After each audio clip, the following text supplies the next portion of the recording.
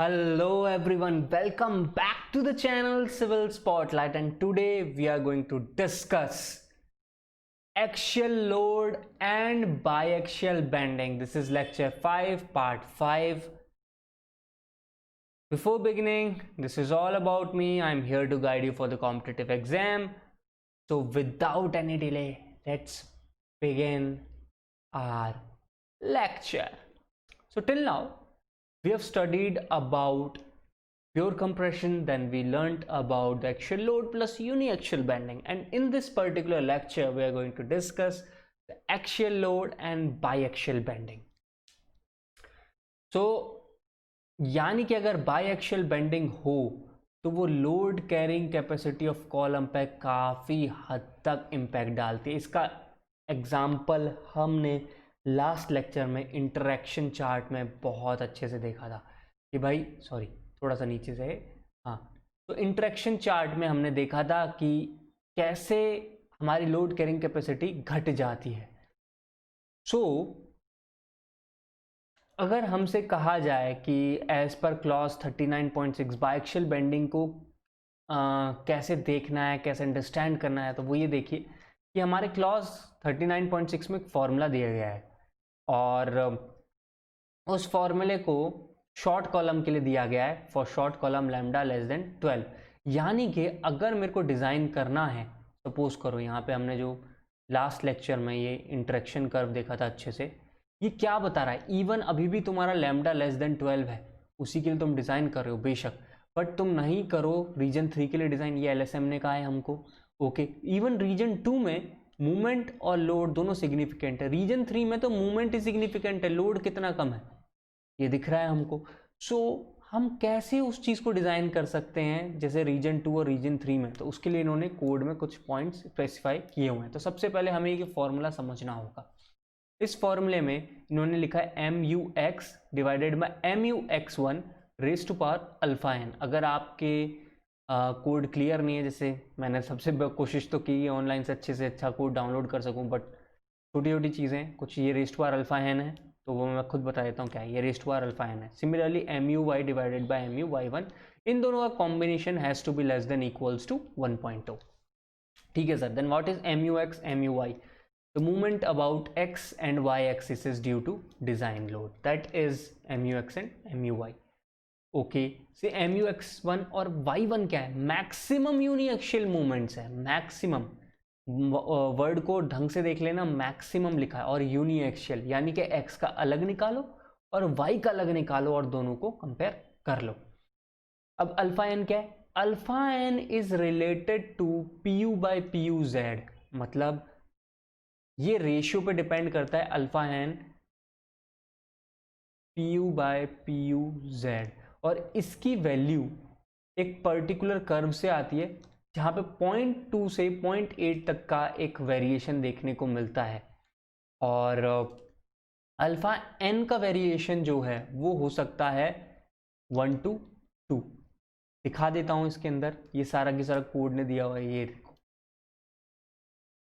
ये कोड में जहाँ से उठाया कोड ने 1 से 2 तक हम अल्फा एन खींच जाते हैं, वो यहाँ पे गिवन है, लीनियरली वेरी कर रहा है, तो यही वो कर्व है. ऑब्वियसली IS कोड में ये वाला नहीं दिया, ये मैंने आपके लिए बुक से निकाला हुआ है यार. यहाँ पे इस एक्सिस पे अल्फा एन है और इस एक्सिस पे PU डिवाइडेड बाय PZ है. दिस P बाई PZ मतलब PU बाई PUZ कह सकते हो, वो एक ही बात है. अल्टीमेट लोड के बारे में बात कर रहा है, उसको अल्टीमेट नहीं करना है. तो उस बुक में इस तरीके से दिया होता, तो उसका एक स्नैपशॉट लेके आप लोगों के लिए मैंने यहाँ दिखाया है कि कैसे अल्फा एन वेरी कर रहा है. सो आपने बता दिया lambda is less than equals to 12. अब लैम्डा ग्रेटर देन 12 हो तब क्या करना है, यानी कि लॉन्ग कॉलम हो तब क्या करना है. तो मोमेंट जो है, वैसे देखो आप ये इक्वल्स टू 12 ले लो, लैम्डा लेस देन 12 के लिए ऊपर वाला कर देना, क्योंकि हमने यही पढ़ा है, lambda greater than equals to 12 के लिए लॉन्ग कॉलम, तो लॉन्ग कॉलम कर देना. कंफ्यूज मत करना जस्ट बिकॉज ये एक पोर्शन यहाँ पे मिस है, इसका मतलब ये नहीं कि आपके सारे कंसेप्ट बदल गए। It is lambda is greater than equal to 12, उसी की बात कर रहे हैं, ठीक है। अब अगर ऐसा है तो आप एक्स्ट्रा मूवमेंट ऐड कर दो। एक्स्ट्रा मूवमेंट कहाँ ऐड कर दूँ यार? ऊपर की जो गिवन इक्वेशन है ना आपकी क्लॉज में, जो मैंने ऊपर दिखाई अभी, उसमें कहाँ ऐड करना है? देखो, M U X plus M A X divided by M U X one, M U Y plus M A Y, मतलब एक एक्स्ट्रा मूवमेंट ऐड कर दिया है एक्स और वाई के अबाउट, और उसे नाम दे दिया ए एक्स ए वाई। बाकी सब कुछ सेम है, rest power alpha N, rest power alpha N. क्या ये भी लेस देन 1 है? बिल्कुल, ये भी लेस देन 1 है। तो सर ये वैल्यू निकाल के बता दो आप एम ए एक्स और एम ए वाई की। ये देखो, कोड ने इस पर्टिकुलर क्लॉज में 39.7.1 में एम ए एक्स और एम ए वाई की वैल्यू खुल के बताई है। तो उसने बताया हुआ है पी यू इंटू डी, और एक जगह पी यू इंटू बी है, divided by 2000, L effective in x direction divided by capital D. देख रहे हो ना, जहाँ डी है वहाँ डी से डिवाइड कर रहे हैं, जहाँ बी है वहाँ बी से डिवाइड कर रहे हैं, और इसका स्क्वायर याद कर सकते हो तो सब्जेक्टिव में काफ़ी काम आ सकता है। ऑब्जेक्टिव में बस थोड़ा मतलब लिंक वाइज याद कर लो, इतना कोई तुमसे वो न्यूमेरिकल नहीं पूछेगा। एटलीस्ट इतना पता रहे कि हाँ इन दोनों के रेस्ट पावर अल्फा एन जो है वो लेस देन 1 होता है। ऐसी चीज़ें आपसे ऑब्जेक्टिव में बहुत पूछी जाती हैं। बाकी जो पॉइंट्स हैं वो यहाँ पे मेंशन कर दिए, आप पॉज करके देख सकते हैं कौन सी चीज़ क्या है। वैसे हम इसको काफ़ी हद तक डिस्कस कर चुके हैं। चलो अब बात करते हैं डिज़ाइन स्टेप्स की। अब आप डिज़ाइन कैसे करोगे यूनी एक्शियल और बाई एक्शियल बेंडिंग के लिए? सिंपल, सबसे पहले लोड कैलकुलेशन ले लो, पी यू निकाल लो, यानी कि अल्टीमेट लोड निकाल लो। मूवमेंट अल्टीमेट इन एक्स डायरेक्शन, मूवमेंट अल्टीमेट इन वाई डायरेक्शन, ये हम समझ में आता है, कर लिया सर। अब यहाँ पे स्टील का एक एरिया जो है वो अज्यूम करना होता है। Select a percentage of steel, P percentage value. ठीक है यार, कर लिया पीयूष, ये भी कर लेंगे। फिर उसके बाद इंटरेक्शन कर्व को यूज़ करके, वैसे इंटरेक्शन कर्व बाद में यूज़ कर लेना, पहले ये तो पता चल जाए कि वो शॉर्ट कॉलम है या लॉन्ग। शॉर्ट कॉलम है कि लॉन्ग कॉलम है, उसके लिए आप लैम्डा चेक करोगे।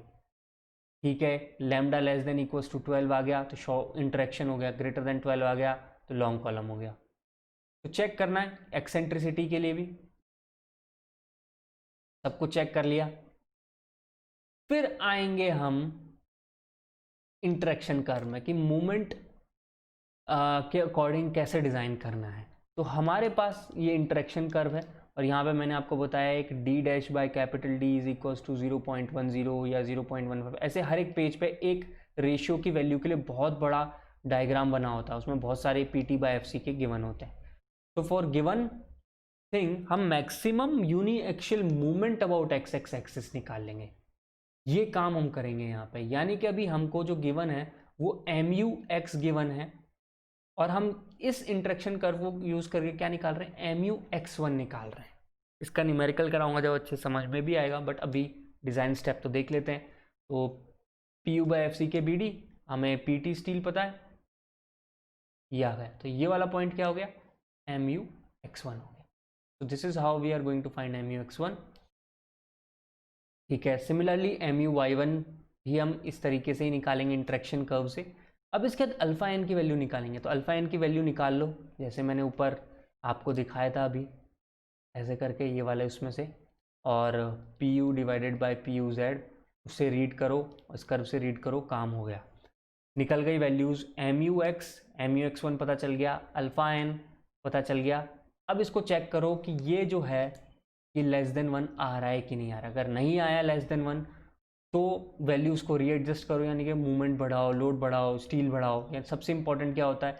परसेंटेज स्टील बढ़ाओ। हमें तो गिवन मूवमेंट और लोड के लिए डिज़ाइन करना है, ठीक है। तो बेटर होगा कि आप परसेंटेज स्टील बढ़ा दें, तो उसके अकॉर्डिंग आपके पास नया एम यू एक्स वन और एम यू वाई वन आ जाएगा। सबसे बेस्ट यही है, परसेंटेज स्टील बढ़ाते रहो, चेक करते रहो, जब वो लेस देन 1 हो जाए तो आप पास हो गए हैं। और फिर उसके बाद डिज़ाइन पे उतर आओ। अब डिज़ाइन करने जाओगे तो एग्जैक्टली आपने मेन स्टील डिज़ाइन कर ली जैसे हम करते आए हैं शॉर्ट कॉलम में। फिर सिरप्स डिज़ाइन कर सकते हो 5 मीन बाय 4 या 6 mm से कम जो भी मोर है। फिर वही least lateral dimension 60 times the 5 main बार, और 300 mm स्पेसिंग, इनमें से जो लीस्ट होगा वो ले लेंगे। तो ये वो स्पेसिंग के बिल्कुल सेम टू सेम रूल है। तो एक क्वेश्चन करते हैं जिससे आपको क्लियर हो जाए कि ऊपर किया क्या है। Design a column of effective length 5 metre and size of column 400 by 600 mm। The column is subjected to a factored load, ये रहा। Movement about X X given है, movement about Y Y given है, LSM design है, interaction chart use करने हैं, M15 FE415। हाँ भाई पुराना क्वेश्चन है इसलिए M15 दिया था क्वेश्चन में तो हमने भी वहीं रख दिया है। ज़बरदस्ती मैंने अपनी अकल से M20 नहीं लिखा कि आप लोगों को क्वेश्चन मिल भी जाएगा। चलो ठीक है, ओल्ड क्वेश्चन है, कैसे करना है चलो दिखाते हैं। विड्थ गिवन है और एक साइड की भी लिटरल डायमेंशन गिवन है 400 बाय 600। एल इफेक्टिव गिवन है 5000 mm। सिलेंडरनेस रेशियो निकाल लेते हैं यहीं पे, ये तो यहीं काम हो जाएगा। बी 5000 बाय 400 12.5 मतलब लॉन्ग कॉलम चला गया। लॉन्ग कॉलम आ गया तो आपको क्या करना पड़ेगा, एक एक्स्ट्रा MAX और MAY निकालना पड़ेगा। मैं तो देखो तुम्हारे लिए एक ही क्वेश्चन करा रहा हूँ बट तुम्हारा सारे कंसेप्ट क्लियर हो जाए, आपके लिए कोई अलग से ना भागना पड़े, इसलिए मैं MAX वाला क्वेश्चन ले रहा हूँ यहाँ पे। सीधी सी बात ये। चलो अब देखते हैं अपन ने जो अपने लोड बनाए वो देखते हैं कि लोड जो गिवन है 1600 है और इतना मूवमेंट इसको झेलना है। तो एक्सेंट्रिसिटी चेक कर लेते हैं एक बार। 600 साइड वाली 30 mm आई 20 mm से बड़ी है, ठीक है। जस्ट मिनट, थोड़ा सा ज़्यादा नीचे चला गया है। ओके नाउ अब दूसरी साइड देखो, ई वाई निकालने जाओगे तो आप बी के अकॉर्डिंग चेक करोगे, वो 400 रखोगे यहाँ पे, 23.22 आया। दोनों की दोनों 20 mm से बड़ी हैं तो दोनों एक्सेंट्रिसिटी एक्सेप्ट हो जाएंगी। इन एक्सेंट्रिसिटी के अकॉर्डिंग, यानी कि मिनिमम कोड ने बोली है एक्सेंट्रिसिटी हैं, कोड ने बोला इतनी तो आपको देनी ही देनी है, इतनी तो रिक्वायर्ड है ही, इसके अकॉर्डिंग डिज़ाइन करना पड़ेगा। लेट मी चेक कि इस मिनिमम एक्सेंट्रिसिटी के अकॉर्डिंग मूवमेंट क्या इंट्रोड्यूस हो रहा है। तो इसके अकॉर्डिंग मूवमेंट जो इंट्रोड्यूस हो रहा है वो है PU इंटू ई एक्स। यहाँ पे ई एक्स वाला रखा सर, ये रखा है 48 किलो न्यूटन, और PU इंटू ई वाई ये आ गया 37। यानी कि हमारा जो कॉलम है वो मिनिमम इतनी एक्सेंट्रिसिटी के लिए डिज़ाइन होना चाहिए था, बट हमें ज़्यादा मिल गया है 87 और 40। देखो 40 इसमें ज़्यादा है और 87 ज़्यादा, यानी कि ये किस टाइप का केस हो गया, बायएक्शियल बेंडिंग का केस हो गया। आई बात समझ में? हमें कैसे पता चला कि बायएक्शियल बेंडिंग का, कि इतनी तो अलाउड है ही, कोड ने बोल रखा है इसके लिए तो डिज़ाइन कर दे यार, बट हमारा ज़्यादा चला गया गिवन लोड, जितना हम अलाउ कर सकते थे मिनिमम वे में।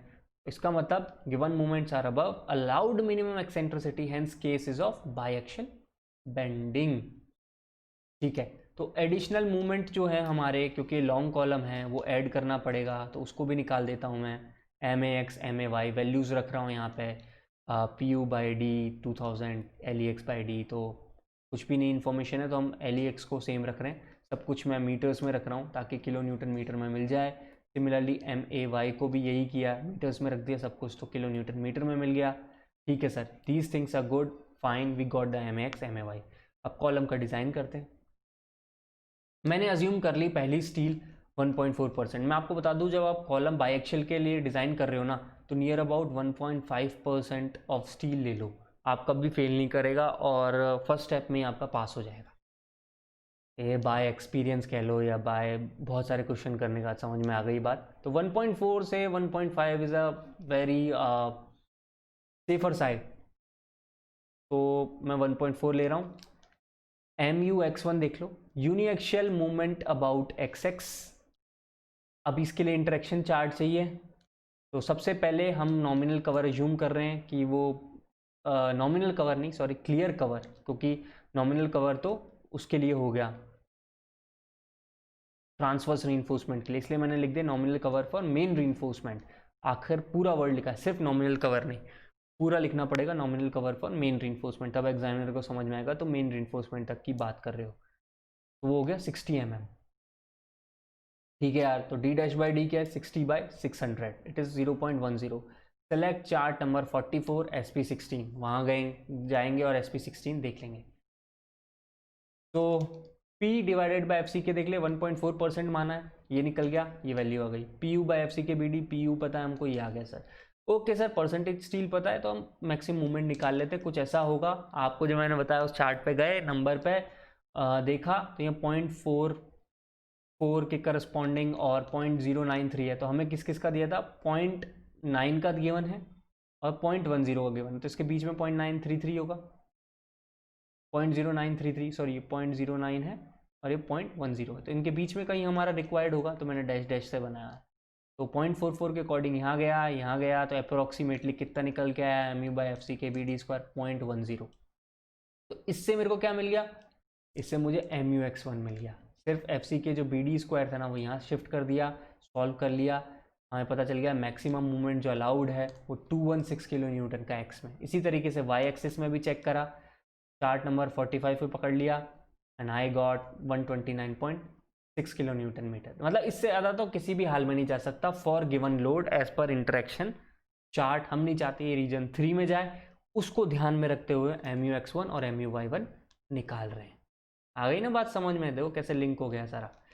अब अल्फा एन की वैल्यू निकालना है तो पी यू जेड निकालना पड़ेगा। पी यू जेड के लिए इन्होंने जो कोड ने फॉर्मूला दिया है वो ये दिया है, 0.9 से मल्टीप्लाई नहीं करना है। ये कहाँ दिया था, ये देखो जब मैंने तुम्हें दिखाया था,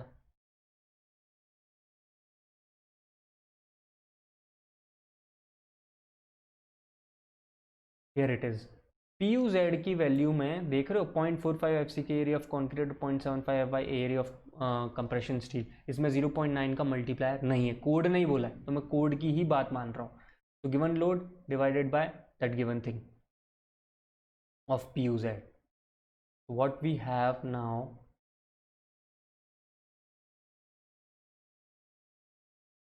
is this thing as a value. सारी वैल्यूज रख दी हमने, 400, 600 एंड परसेंटेज स्टील अज्यूम सब कुछ। तो वी गॉट दिस थिंग।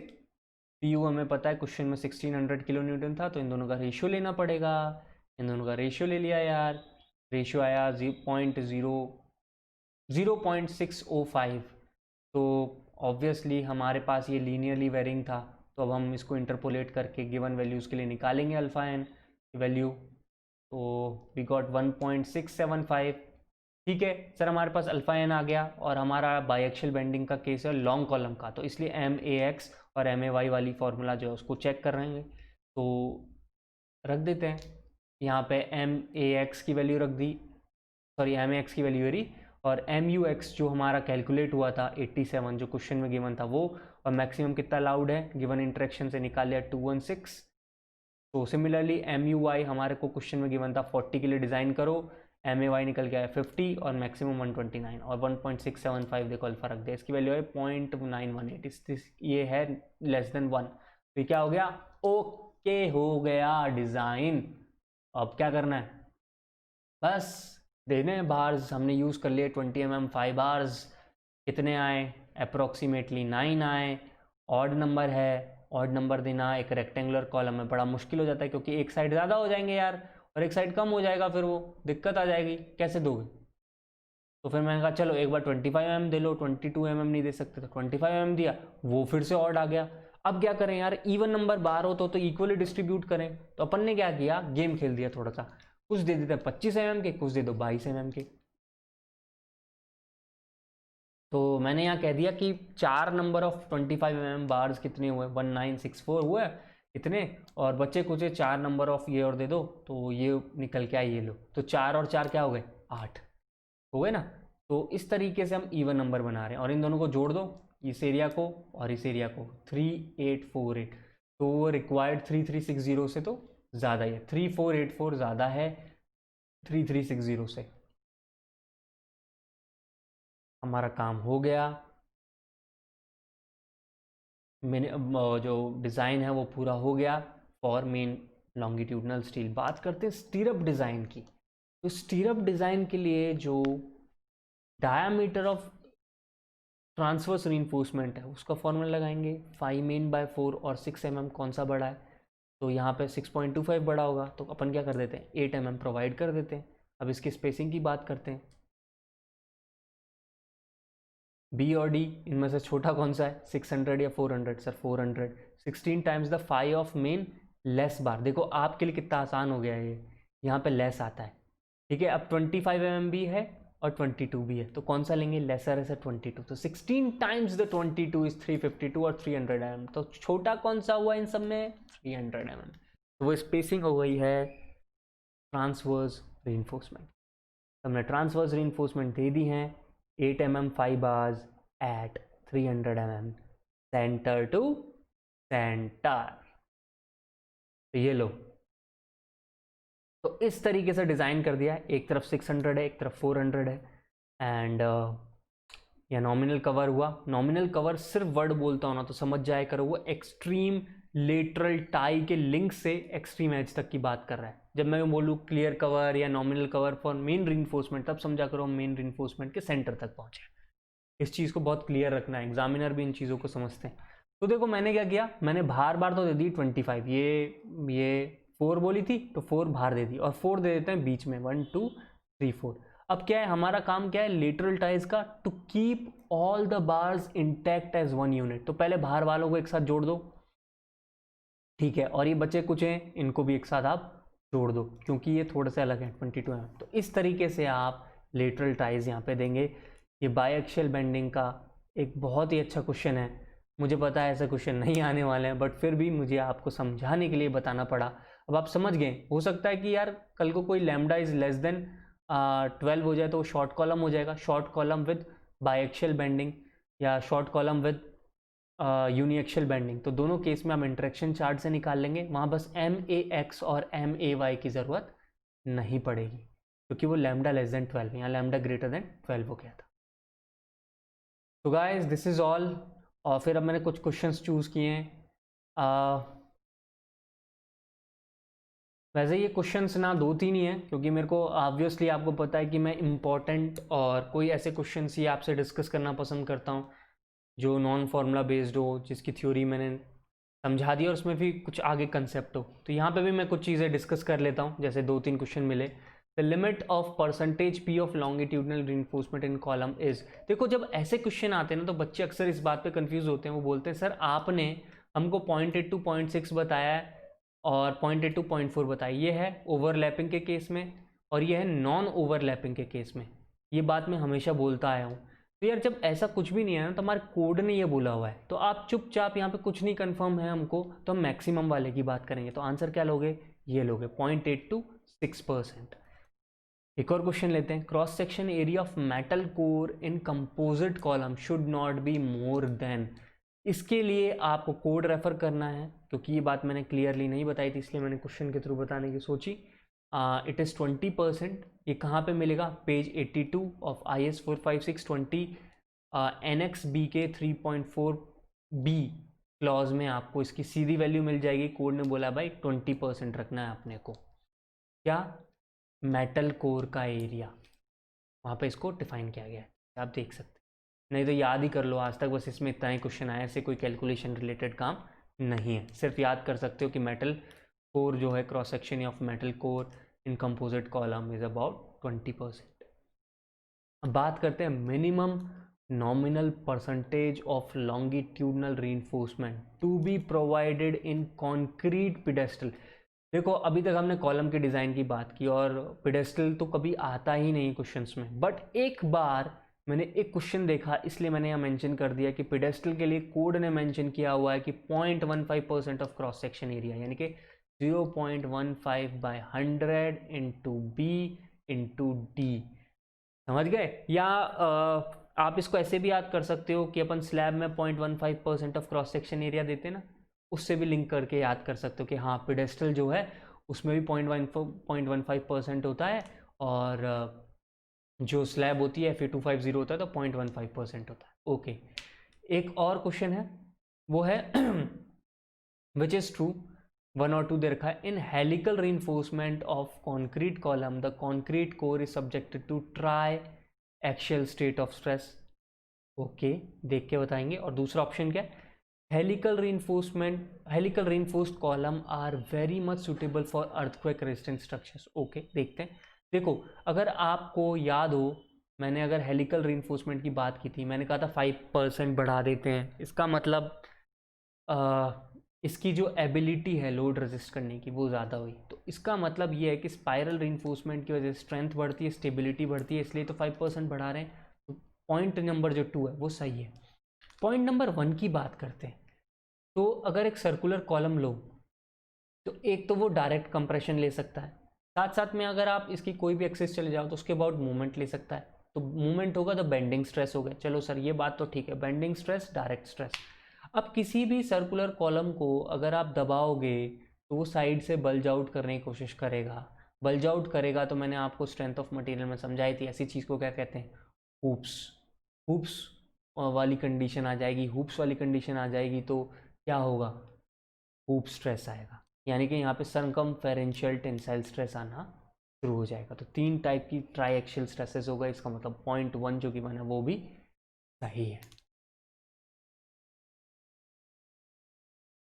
और आखिरी क्वेश्चन, ये बार बार, diameter of main reinforcement should not be less than, all दो मैं कर चुका हूँ बट ये मेरे को वर्थ इट क्वेश्चन लगता है, क्योंकि यार 12 mm बच्चे याद कर लेते हैं पर भूल जाते हैं। भाई मत भूलना इस चीज़ को, 12 mm से कम नहीं करना है in case of column. Column की बात कर रहा हूँ मैं, ठीक है। तो these are the important questions and important explanation for the column। इसके बाद अब हम फाउंडेशन देखेंगे और उसके बाद और जो भी टॉपिक्स आएंगे वो देखते रहेंगे। So guys before living I request you guys subscribe this channel, share it with your friends and कोई भी क्वेरी हो तो कमेंट सेक्शन में बताओ यार। Till then keep revising, God bless you all, bye bye.